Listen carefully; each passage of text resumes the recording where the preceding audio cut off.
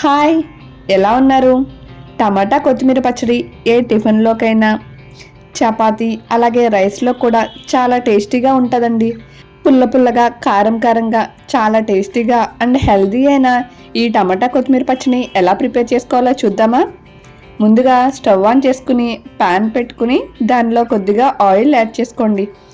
దానిలోకి 1 table spoon వేరుశెనగుళ్ళని add చేసుకుని మంటను మీడియం ఫ్లేమ్లో పెట్టుకుని ఈ వేరుశెనగుళ్ళు బాగా వేగే వరకు వేపుకోవాలండి.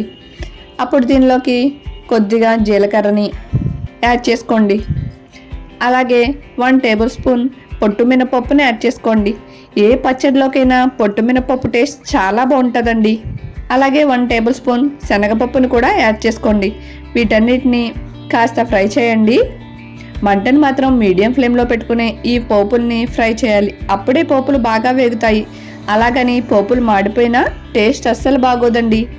దీనిలోకి కొద్దిగా కరివేపాకుని యాడ్ చేసుకున్నాను. కారానికి సరిపడినట్టు పచ్చిమిర్చిని యాడ్ చేసుకున్నాను. నేను 8-9 వరకు పచ్చిమిర్చిని ముక్కలుగా కట్ చేసుకుని యాడ్ చేసుకున్నానండి. మీరు తినే కారాన్ని బట్టి ఈ పచ్చిమిర్చి యాడ్ చేసుకోండి. టమాటా కొత్తిమీర పచ్చడి కాస్త కారంగా ఉంటేనే టేస్ట్ చాలా బాగుంటుంది. నోటికి రుచిగా తినబుద్ధి అయ్యేలా ఉంటుందండి. వీటన్నిటిని ఒక ప్లేట్లోకి తీసేసుకుని అదే ప్యాన్లో మళ్ళీ కొద్దిగా ఆయిల్ యాడ్ చేసుకుని చిన్న కొత్తిమీర కట్టను తీసుకుని ముక్కలుగా కట్ చేసేసుకుని యాడ్ చేసుకోండి. ఈ కొత్తిమీర టమాటా పచ్చడికి కాడలున్నా కూడా టేస్ట్ చాలా బాగుంటుందని, అలాగని కొత్తిమీర ఎక్కువ వేసుకుంటే టేస్ట్ బాగోదండి. కాస్త తక్కువగానే వేసుకోండి. టమాటాలు ఎక్కువ వేసుకుని చేసుకుంటేనే టేస్ట్ చాలా బాగుంటుందండి. ఈ కొత్తిమీరని కాస్త మగ్గే వరకు ఈ ఆయిల్లో ఫ్రై చేస్తూ ఉండండి. ఇలా ఫ్రై చేయడం వల్ల పసరవాసన లేకుండా కొత్తిమీర చాలా టేస్టీగా ఉంటుంది. దీనిని కూడా వేరే ప్లేట్లోకి తీసేసుకోండి. ఇప్పుడు అదే ప్యాన్లో మనం 2-3 టమాటాలని కట్ చేసుకుని యాడ్ చేసుకోండి. ఈ టమాటాల్లోకి నేను నిమ్మకాయ సైజ్ అంతా చింతపండుని యాడ్ చేసేస్తున్నానండి. ఈ టమాటాలో యాడ్ చేయడం వల్ల చింతపండు ఈ టమాటా రసంలో మగ్గిపోయి పేస్ట్లా అయిపోద్దండి మనం పచ్చడి చేసుకున్నప్పుడు.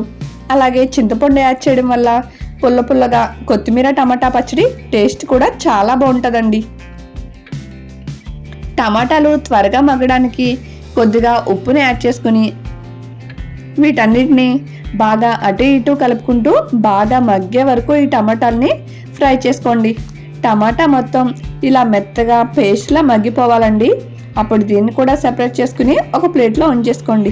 మనం ఇప్పటి వరకు ఫ్రై చేసిన అన్ని మిక్సీ జార్లో యాడ్ చేసుకుని 2-3 వెల్లుల్లి రెమ్మలు కూడా యాడ్ చేసుకుని బాగా మిక్సీ పట్టుకోండి. కాస్త ఉప్పు టేస్ట్ చేసి కొద్దిగా ఉప్పు సరిపోకపోతే యాడ్ చేసుకోండి. అంతేనండి, ఎంతో టేస్టీ అయిన టమాటా కొత్తిమీర పచ్చడి చాలా ఈజీగా చాలా త్వరగా రెడీ అయిపోయింది కదా. అయితే ఇదే ప్రాసెస్ ఫాలో అవుతూ మీరు కూడా ట్రై చేయండి. వీడియోని చిన్న లైక్ చేయండి. Thank you so much for watching.